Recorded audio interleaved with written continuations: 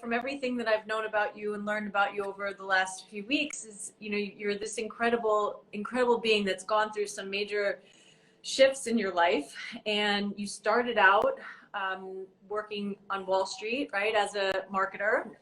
And yes. And I was telling also a friend, a financial advisor as well, and a financial advisor. So you were yes. caught in that world, yes, which was highly not spiritual on some levels, but in a way, money exchange on many levels. On many levels, but money exchange is also energy exchange, right? So exactly. I think having a really positive outlook on finances and your own finances, what goes out comes in, right? So it's this importance to look at it that way. Unfortunately, there's a lot of bad people in that world, but you and I can hopefully shift some of that energy and make it good for ourselves and the people we know anyway. Absolutely. And I told a friend of mine that also knows you, they were kind of shocked, but you were part of this whole Broadway, off-Broadway community, which was just amazing. And you have this talent, you sing and you act, and super cool. And then you found spirituality, and that's kind of what brought us together, because for me, I want to share your gifts of that as well as energy medicine, because as an acupuncturist, I don't necessarily think of myself as being an energy worker, but when I really thought about it this whole week, that's what chi is. I mean, the definition of chi is energy. So shifting. Hold on just a second. One moment. One moment. Go for it. So put on the light. I feel like I'm in the dark here. Okay. Okay. There we go. In the dark. You're never in the dark. You're always in the light, sister. Always in the light. Yes. Yes. I got to remember that. Yep. But always in the light. Always in the light. Okay. And, now, at least I feel like I can see now. Yeah. So the definition of chi is energy. It's life force. It's energy. So I wanted to introduce you, and my first question to you is, how does one make this leap from being very much in this financial realm of non-spirituality to being a performer and healer in your own right, making that path into spirituality? Okay. Well, I have to say that spirituality was always in me. So I was the weird child that liked to read the Bible. Oh, like Bible.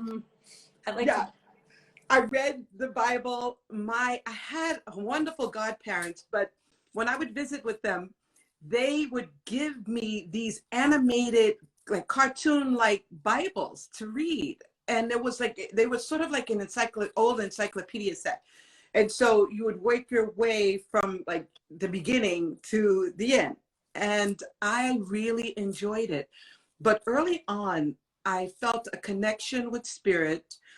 Things happened in my life that showed me that there was a higher power. There was a God.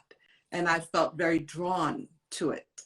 So as I made my way through my life, wanting to make a lot of money, like everybody, get my education and do all that, behind all of that was still the spirituality. Like I fell in love with yoga in college, and I just felt like it was something that I really wanted to be. I enjoyed meditating. It was just really something that I wanted to do very early on.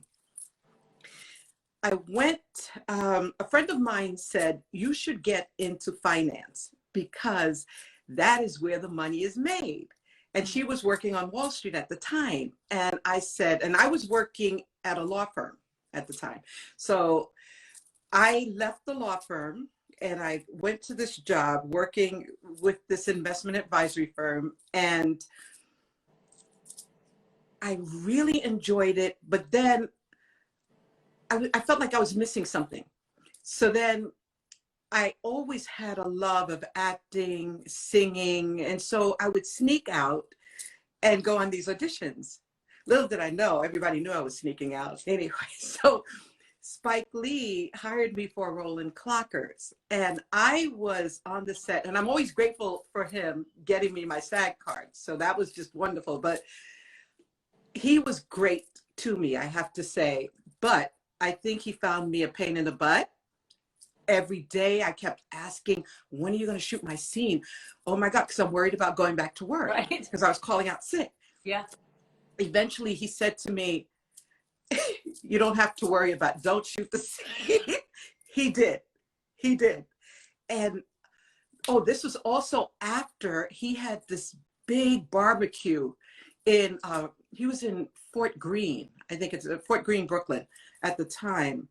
And my mother-in-law was in town, and I decided I was going to skip the barbecue. Well, when we all came back to set, because many of us didn't show up, he was livid. He was very angry. And I think that was probably one of the reasons why he said you could go. So I went back to work, and my boss said to me, we've got a new opportunity in New Jersey, and it's close to where you live, but you'll have to stop sneaking out and going on auditions. But I mean, they had seen me in shows, so they knew this is something I was doing.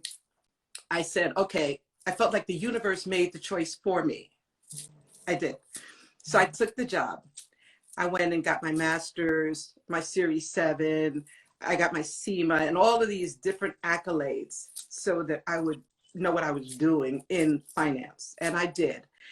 And it was going well. I was doing fine. And then I kept feeling this pull to be somewhere else, to be doing something else. And then I started to not like the energy in the industry and in the, yeah. So I started making essential oil sprays, and I would spray them in the office to clear the air and to clear the energy.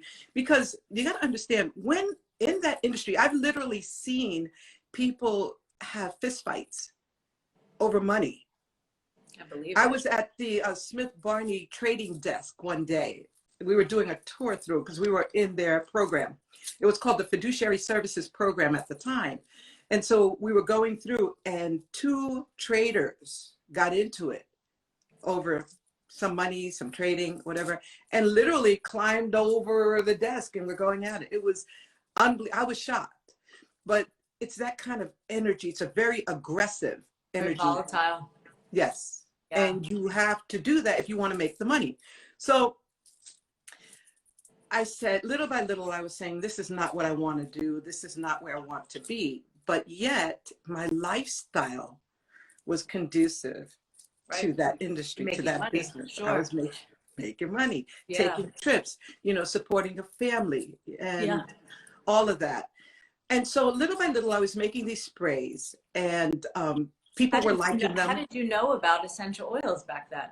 Like, you know, it's interesting because I had an Akashic record. Someone did that and said that back in ancient Egypt, I used to sell oils.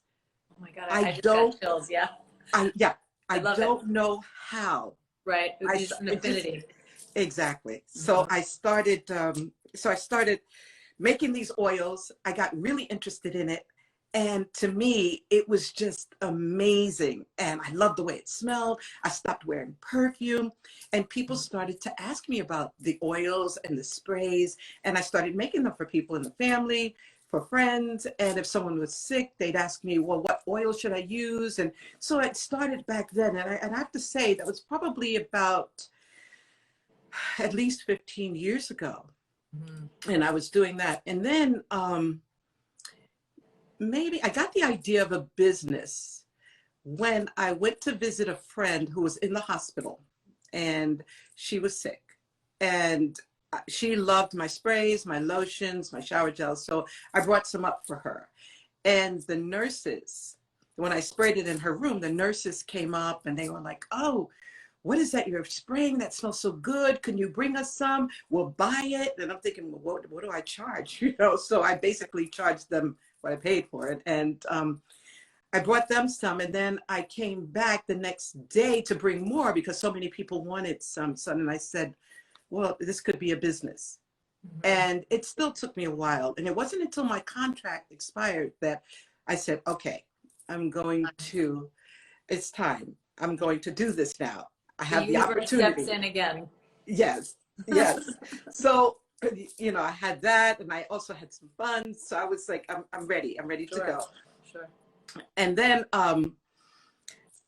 I established Avalai Wellness and House of Rising Sun, and then the pandemic hit. Gotcha. So like a year later. And so I was like, oh God, now what, you know, what's going to happen? What do I do? You know, I don't have health insurance. What, you know, what's going to happen? And I was really concerned. So then I started focusing more on Avalai than House of Rising Sun, because also we had another partner and she had to leave when all of this happened. So we were in the midst of all of that. But it was I think when you ask me, how did I go from Wall Street to spirituality, I have to say that the spirituality was always there. And I think for most of us that is the case, but because we live in this, you know, commercialized world where we know that we have to make money to live and to exist, so many of us push down the spirituality part, especially when we're kind of growing up and evolving, and we always make our way back. We always, and it could be at any age that we make our way back, but we always get there somehow. And I think, like you said before, the universe puts you in the position where you're supposed to be at the moment that you're in it. You know, and I firmly believe that, just even as a 9/11 survivor, you know, was I supposed to be there? I wish I wasn't there, but being there and having that experience molded me and allowed me to evolve to the person who I am at the moment. So it was that moment, and it was that shift. You know, the universe put me there. But I wanted to go back and talk to you about Reiki, because part of bringing you on was really delving a bit into energy medicine. And obviously the last half of this talk, I want to talk to you about House of Rising Sun, because that's a big thing. It really struck me this week and how much I want to help you with that. But let's talk energy medicine first, because, you know, and I was thinking about it when I was writing some of the, you know, the information this week. And, you know, you think of in physics and chemistry, because that's what I took prior to becoming a physical therapist, you know, the law of conservation of energy, right? Energy cannot be created nor destroyed. You know, it can be transformed from one form to another. Right. So here we are now talking about this energy medicine called Reiki, and Reiki is Japanese from what I understand, right? It's different than Qigong, which is what I studied in Chinese medicine, but really energy is just energy, right? I think of energy as, you know, our thoughts are energy, right? Our emotions are energy. Our physical being is energy. Everything is energy. Everything is energy. Everything. So just like we can transform them, we can't create them or destroy them, we can transform them. Just like you can go from being really sad one minute to being, you know, in fits of laughter the next minute. That's a transformation of energy. So when people say, you know, oh, energy medicine, that's woo-woo and that's weird. Right. Well, we all experience energetic shifts and energetic transformations all day, every day. We just haven't labeled it. So Absolutely. Talk to me about Reiki. Talk to me about what this is, and what do you do for people? Okay, so Reiki is a universal life force energy, and it's a Japanese form of energy healing. So Reiki is a Japanese word. So Rei means universal life, and Ki means energy. So we say it's universal life force energy. And the energy, we channel it from the universe through us and through our hands, and we transfer the energy either by laying hands or putting the hands above. We can also do distance energy healing. Now, universal life force energy is all around us. Everybody has access to it. So everybody has the ability to heal and to facilitate healing within themselves and within others. And we don't say we heal others, we say we help others heal themselves. Yeah. Basically, that's how it works. And Reiki is a sort of calming, it's a calming practice. So if I'm giving Reiki, it's basically calming a person, relaxing a person. It's done in hospitals now, in medical centers now, usually before operations, sometimes after operations, to facilitate the healing process. So let's see, when I think of doing Reiki, I think of sharing energy and putting a person in a positive state so that their natural healing can occur. So that's basically Reiki. And I wanted to give a bit of background on the history of Reiki, because I think that that helps people to understand. Yeah. So the history of Reiki begins with the founder, which was Mikao Usui. And he was a spiritualist and a doctor, and he was born in 1865 in Japan. And it was in the early 1900s that he started to discover this form of healing. And he was born to a wealthy Buddhist family. He received a wonderful education as a child. He went to a Buddhist monastery where he learned Qigong, and they called it in Japan Kiko. Qigong. Yeah, Kiko. And he learned martial arts, and he had an interest in medicine, in theology, psychology, various things. And it wasn't until he went on a sort of retreat into the mountains in Japan, in a cave for like 21 days, that he fasted for 21 days, that he had an experience that changed his life. And he saw a vision of the Reiki symbols in Sanskrit. And so it was from there that he knew that that is what he was divinely guided to use in his healing practice. And so he went back and he opened up this healing center. And he started to teach others. And he had, they say, 2,000 pupils, students that he taught Reiki to. And they taught others. And it was a woman, I don't remember her first name, but her last name was Takata. And she brought it to the United States. And so that's how it began. It began in Japan. I find the, you know, Oriental and Asian medicines to be so fascinating because they typically start, well, in Chinese medicine, they started with what they call barefoot doctors, you know, on the sides of mountains in these tiny little areas.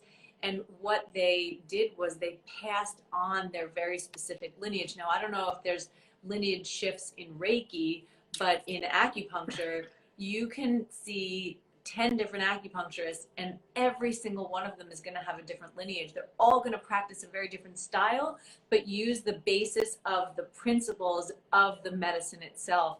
So it's so beautiful to be a practitioner, for me anyway, because I get to be very esoteric in my practice, and I could utilize Chinese and Japanese medicine together. So it's this really interesting mix of medicines, but all with the same principle.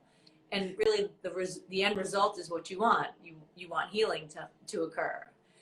People have various ways of giving Reiki treatments, and I use crystals. Like, I have crystals around me all the time. I wore my crystal for you tonight. I wear crystals. My house is covered in crystals. Yep. Mm-hmm. I love crystals. So and most people love it too. So I always ask, would you like me to use crystals? Some people charge extra for crystals. I don't. That's part of what I do. So I line crystals up. They balance the chakras. Mm-hmm. I'll use a humming bowl. I love humming bowls. Yeah. Me too. And so my way of doing Reiki, even though there are the basics, I do something different than a lot of other people. Mm-hmm. So, and I also have my essential oils, so I use that too. Yes. So, yeah, to clear the energy, to balance the energy, all of that. So you said something before, which is interesting, because you said that, you know, if somebody goes into something and they have a positive mindset or a negative mindset, it can change the outcome, right? Yes. There was a study done, I think in 2019, they went into a skilled nursing facility, and they were going to get injections or some sort of inoculation or whatever. And they went in, and many of them that were scared actually came out with lower antibodies.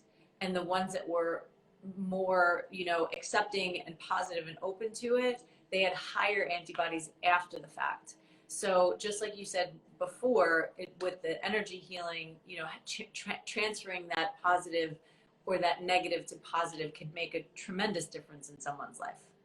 Absolutely. And I've had situations and sessions with people and they're like, well, I'm not sure how this is going to go because I've had Reiki before and I didn't feel anything. Or they'll say it wasn't very good. So first thing I say is that, you know, it depends on the Reiki practitioner, but it also, it depends on your openness. You know, we want to be open to the energy because if we're not, we can close ourselves, we can block energy, we can. And Reiki, you know, it's believed that in this Japanese healing way, we believe that the key, when your key is flowing, and you would probably call it chi or whatever, when it's flowing, then you're healthy. But when it's blocked and it's stuck, then that's when people usually get sick. So we want the energy to flow and we want you to be open to the energy. That's why, you know, most Reiki practitioners ask permission before sending energy distance or before doing the energy. Now, if you ask me to come and give you Reiki, I'm going to assume that you want it. You want the Reiki. Sure. But sometimes people will ask me, will you send someone Reiki? Would you send this person energy because they're sick? And I usually ask, are you sure they want it? And if they can, I say, ask them, you know, ask them if they're, and tell them what time I'm going to be sending the energy. And then usually most people say, okay. But when I was teaching, and we'll get to House of Rising Sun later and sex trafficking and all of that. But when I was working with the girls at JCCA, there were some girls that didn't want Reiki. There were a couple. And they said they thought it was voodoo. You know, we're the product of our upbringing. And so, yeah. Of course. Yeah. So that's what, yeah, it was. And I thought, oh, you know, was kind of sad. And it was a little disappointing because, you know, I felt like they really needed it. You know? But isn't that our society too, though? I mean, so we hate or negate things that we don't know about. Right. Right. We hate and negate it, and we fear it. Right. So if you fear something, it's easier to say no, block, resist, versus I'm inquisitive about it, and maybe I want to see all the sides of the coin, because that's the way to heal. And you know, just like you said before, in Chinese medicine, when your qi is not flowing, you have a backflow, and if there's a backflow, that means inflammation, that means irritation, that means everything from emotional dis-ease to you know, organ problems to everything else. So I wanted to obviously talk to you about House of Rising Sun, and you told me the story on how you got there. So I want you to tell everyone today how you wound up even getting to this point of working with the girls in the sex trafficking industry. Yes. It's so funny because even as a child, I wanted to do some work with girls. And I don't know how or why or, you know, but I always felt that draw. And when I did my SIVA, because I was in the yoga teacher training program. And can you tell everyone what SIVA means? Yeah, that means it's service. Okay. So you volunteer your service for a good.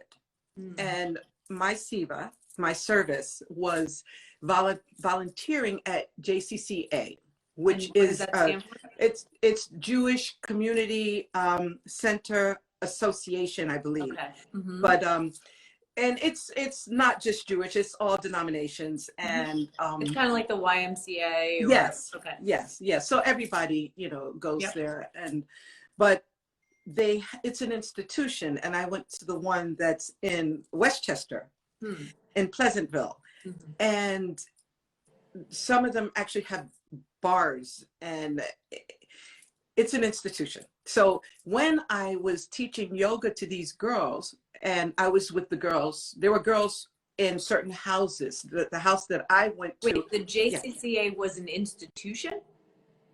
Is that what you're saying? The JCCA it's was. an institution. Oh, okay. It's an institution for, yeah, and it housed girls who Okay. were abused, who Okay. had run away, Gotcha. who sex trafficked, Yep. all of that. So I worked with the girls who were sex trafficked, Mm-hmm. and to bring healing, worked with them meditating. I guided them in meditation and yoga, and I always sent energy out, you know, as I did Reiki, as I did the yoga, I would give Reiki at the end for those who wanted it.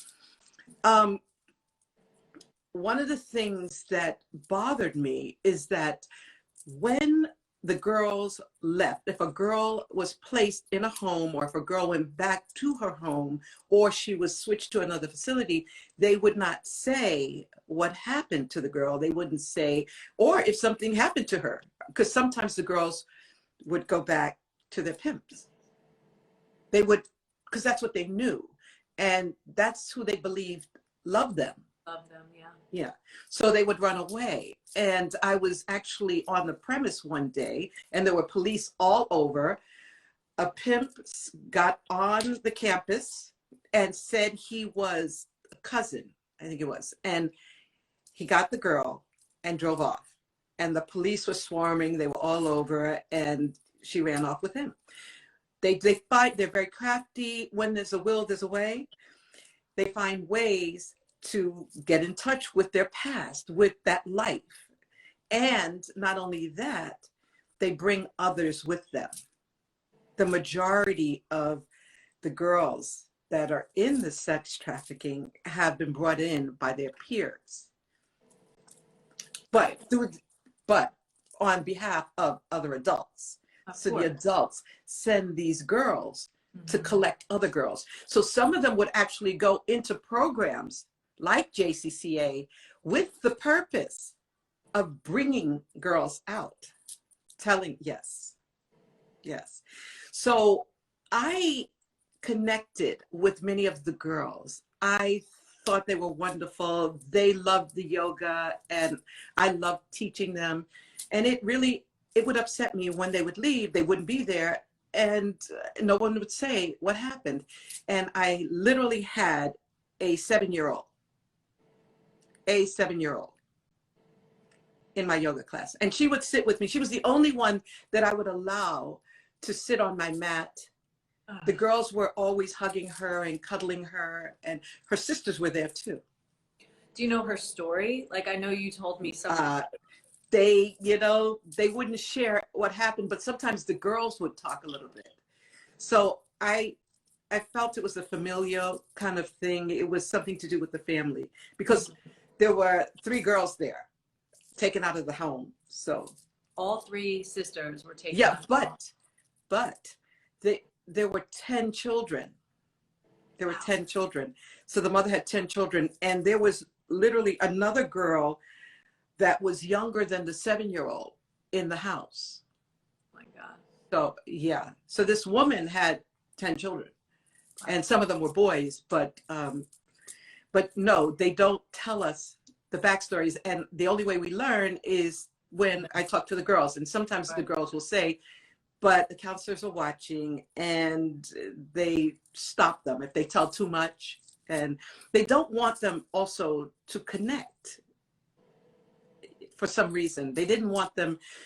And I guess maybe because they felt like if they connected with us, we would have an influence on them. And, you don't know what could happen as a result of that. Or like, I couldn't bring valuables with me inside, because, I mean, some of these girls, except for, they were in group homes. If some of these girls, if they weren't there, if they were older, they would have been in jail. Or, well, theft, I'm sure. For theft, for fighting, for assault, for battery, for all sorts of different things. So I was actually teaching a yoga class one day and said, this is the trauma. When people have trauma like that, they act out in various ways. So one day I'm teaching a class, I'm setting up, and the girls are coming in and they're putting their mats down. And one girl who had been in the class often, and she was always, you know, nice, and she joked a lot, made a lot of jokes, and she was funny. But this day she sits in front of me and she starts masturbating. Yeah. And I'm looking at her and I'm like, no, you didn't.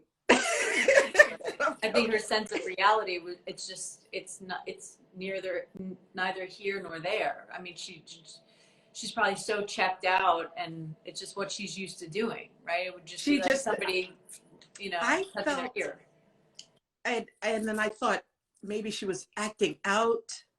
Maybe she was she wanted attention. Yeah. Maybe she was striking out because something happened that day. Maybe because sometimes they would deny them things that they like to do if they didn't behave. So, you know, you get your privileges taken away. So I thought something happened that day.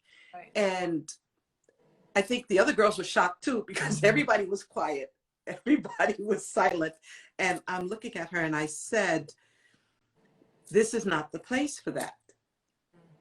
I said, you can't do that here. I said, you can go to your room if you want privacy, but you can't do that here. You know, there were rules. You know, we set rules for being in the Reiki and the yoga space. And I think that kind of woke the other girls up, because then they were like, you're nasty. What's wrong with you? And they started like hitting her and doing all kinds of things. And then finally the counselors came, because the counselors were supposed to be there. But when I was there, because it was usually calm, they'd go off and do whatever. But they were supposed to be there with me all the time, because some of the girls were actually violent.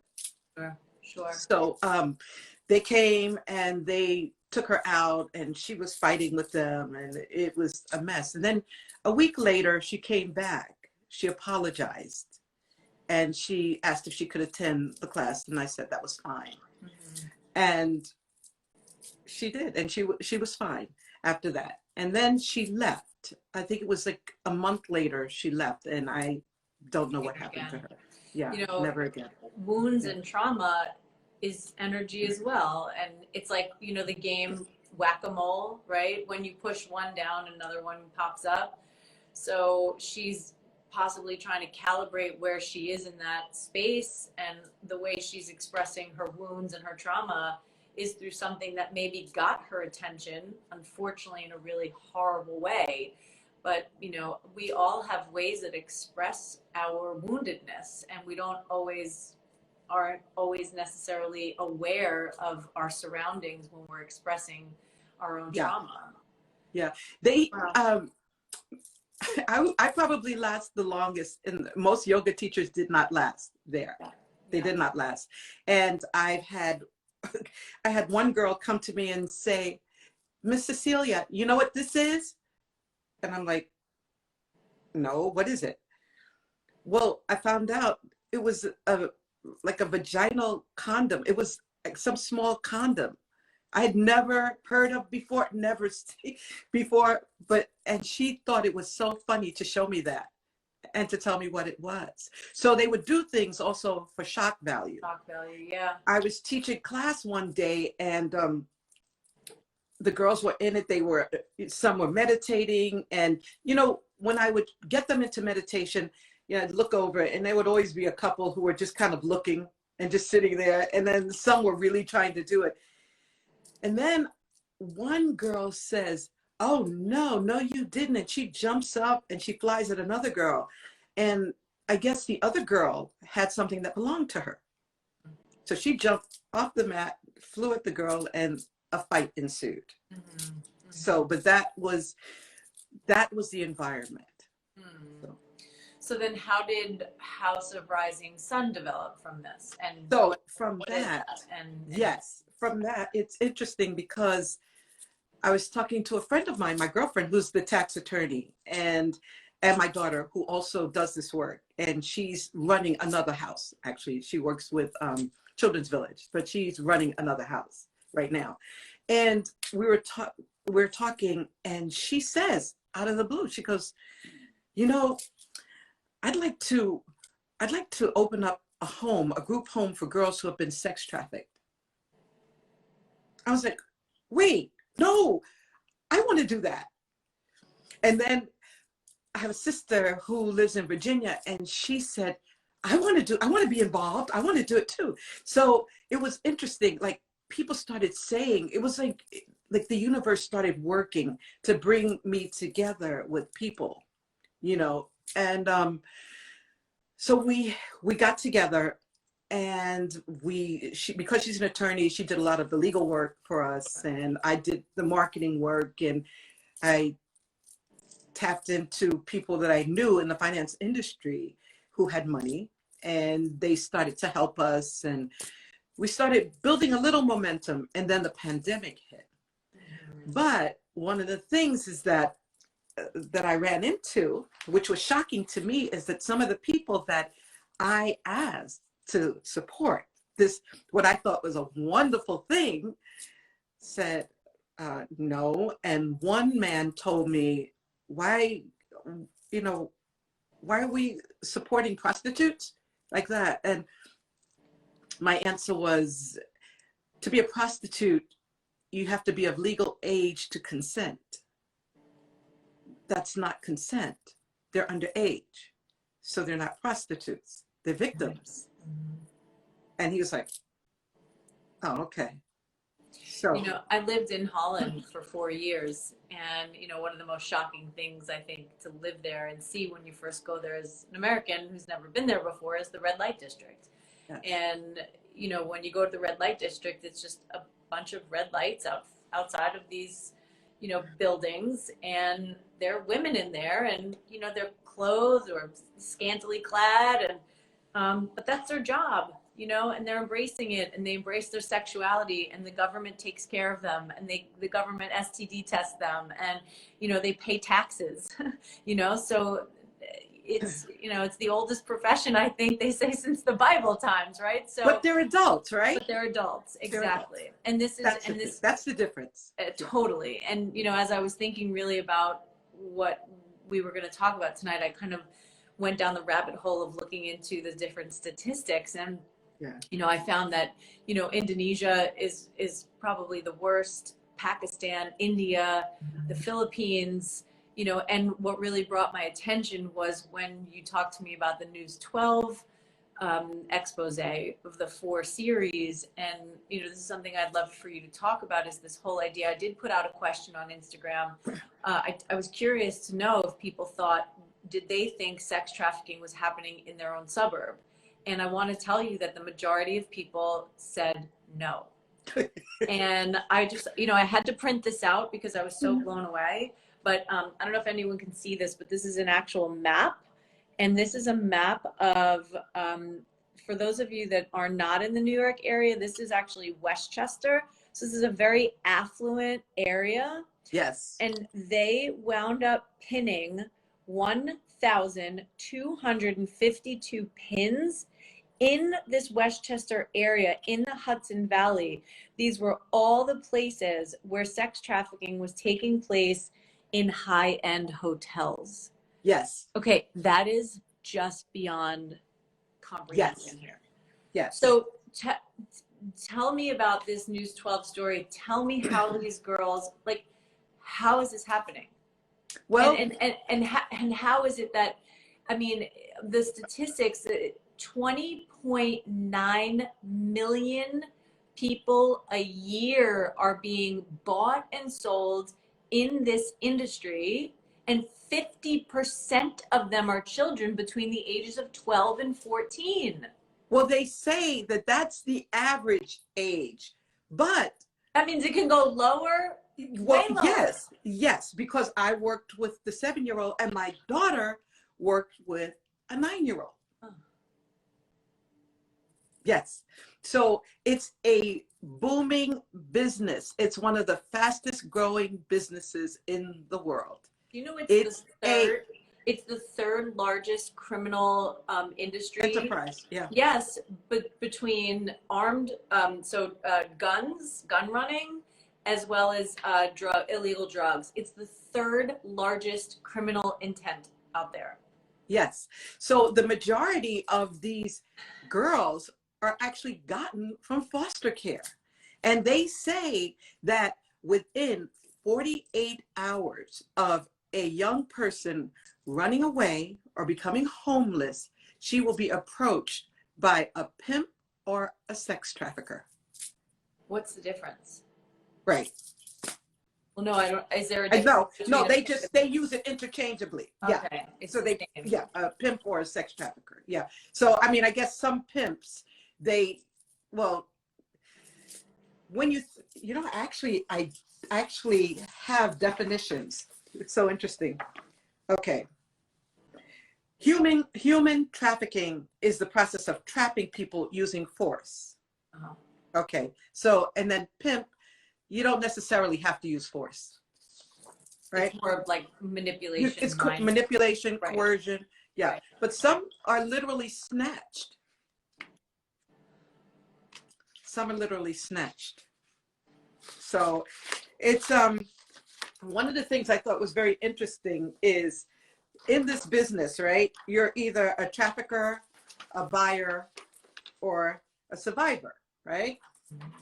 So it happens to people that you would never expect. And there are people who are participating in this that you would never expect. And then like with the Epstein business and then him, dying, there were so many people that were going to his island and participating with him. Okay. So Maya Angelou. Where do these awful people go? I mean, I know like with the deep dark web, but you just go on Craigslist? Do you go on? No, they go online. And now with the pandemic, it's risen because there's so many girls and young people unsupervised online while parents are trying to work online. Yeah. But I found this very interesting. You have Maya Angelou, right? Yeah. Great poet, memoirist. Yep. She was a trafficker and a survivor. Yes. Wait, she was a trafficker? She was a trafficker. And I'll send you the article about it, but she actually, in her memoir, she talks about it. One of the things she actually says is, she says in her memoir, I wrote about my experiences because I thought too many people tell young folks I never did anything wrong. Who? Moi? Never. I have no skeletons in my closet. In fact, I have no closet. They lie like that, and then young people find themselves in situations and they think, damn, I must be pretty bad. My mom or dad never did anything wrong. They can't forgive themselves and they go on with their lives. So I wrote the book, Gathered Together in My Name. So she talks about that in her book, in her memoir. So yes, she was a prostitute. All right. This was surprising to me. This is Susie Faber Hamilton, long distance runner for the US. Yeah. She was a survivor. Wow. Al Pacino, a survivor. And he talks about selling himself as a young person in Italy to live, to survive. It happens more often than you know. Sure. And to those that you'd never expect. Yeah. Wow. So now what are you offering in the House of Rising Sun? What are you offering these girls? So House of Rising Sun was set up to be a group home for girls who have been sex trafficked. And after the pandemic and everything came to a halt, we talked about it and said what we'd like to do is have a wellness center. So that way, it's interesting. If you want to set up a group home, you have to have the home. The state has to inspect it. It's sort of like a catch-22, and then decide if you can have the home. So yeah, so you kind of have to take a leap of faith and set up, buy a home, buy property, rent property, sign a lease, whatever the case, and then hope that you pass the inspection, hope that you're approved, and then go forward. So we thought that we could get going quicker if we rented a space and offered healing work to girls who have been trafficked, and also boys, because there are boys who have been affected as well. Sure. And the wonderful thing about it and the universe is now I've actually been offered to teach yoga to some girls on an ongoing basis at one of the houses. So, yeah. So once we have a center, then those girls can come to us and some boys can come to us as well. So, and what we will be offering is we'll be offering holistic healing as well as traditional therapies. So I don't know if you know about DBT. Yeah, dialectical behavioral therapy, just regular counseling, Reiki, yoga, dance therapy, art therapy, all of that. And I have so many talented people that want to join me that said, let me know and I will work with you for free. I'm like, no, we want to make it a business. You get paid for your work. But yeah, so many people have volunteered. I have friends at, I used to go to the gym, and so many people at Lifetime said to me, like I don't know if you know Lucy Feaster. She's wonderful. She is like, I can give you all the mats you need. Aw. So yeah. So they were very supportive. But yeah, we'll be offering therapies and traditional and holistic and healing and all different ways of healing that we can find to get these girls to be empowered members of society. Now, have you seen, working with these other programs, have you seen the shift and the change in these girls? Have you kept in touch with any of them that have made a change in their life for the positive? So remember, they don't let me keep in touch with any of them. So I would love to. Yeah. But there are people, like we work with a group called Wellsprings, and they're in Atlanta, and they have a group home for girls, and they've been around for a long time. And so they were mentoring us, and they have statistics, and they, many of the girls have graduated, gone to college, they're doing well. Yeah. They're doing this work. How do these pimps, or how do they not find them? Are they go into hiding somehow? No. Well, that's the thing too. You have to try to keep them away from the pimps. So you can't let them contact. They can't go out. They can't do this but they find ways. When there's a will, there's a way. So some do, but some embrace the program. Some say, this is what I want to do. I don't want to do that anymore. One of the things that I did when in my yoga classes, I'd always start out with a little talk, a dharma, and I would talk about what was going on either in my life or someplace I'd gone, because I was traveling a lot, going on vacations, and I'd bring in pictures, or I'd bring in like little souvenirs. I would make things I'd bring them sprays and energy things.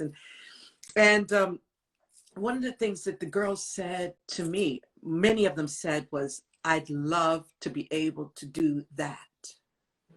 I want to travel. My family's from Jamaica. I'd love to be able to go to Jamaica. I want to see that water, that blue water, and yeah. So then it clicks. It's like you got through. So they know there's a better way, because what they're being told on the other side is that there is no better way. Right. This is the way. Right. Nobody loves you but me. Nobody's going to take care of you like me. Right. I'm going to do for you. They don't care about you. And we have to dispense, with that. So how does everyone find your House of Rising Sun? So you can go on houseofrisingsun.org. And yeah. And you can read about us and make a donation, support. You can reach out to me, and And you you know, have I have an email. You can email me, Aveli Wellness, AVELIWELLNESS @gmail.com. So you can email me there, and we could use all the help that we could get, and we appreciate it. absolutely. And they could find you on this Instagram Instagram, Facebook, Aveli Wellness. On Instagram, it's Aveli Wellness 444. On Facebook, it's Aveli Wellness. House of Rising Sun and House of Rising Sun Girls on Instagram. On Instagram. Yeah. Okay. Wonderful. And what's your projected kind of date here in terms of getting this up and running? I'm going to probably start teaching girls in about a month. But, you know, as soon as we start having more fundraisers and we can get a space, then we'll be all in. So we're hoping within the next few months, once the world opens up a bit, you know, people get more vaccines and people come out and are able to gather and do these things. So, yeah. Well, Cecelia, thank you so much. I mean, you're just such a blessing, and I wish you the best with this. And I'm all on board if you need me for anything. I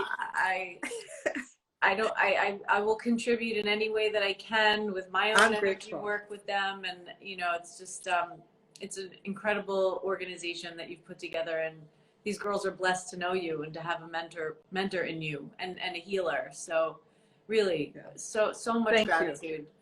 Thank you.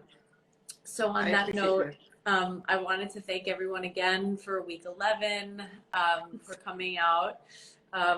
Integrate health, embrace your wellness, and join the collective. Thank you. Thank you. You can send me Reiki energy anytime. Okay. I am so open 24/7. My light's on. I will embrace it. I will do that. And there are people that I know that love it and embrace it, and I send it. I do. I send energy all the time. So yes, I will. Thank you so much. Bye, everyone. Thank you.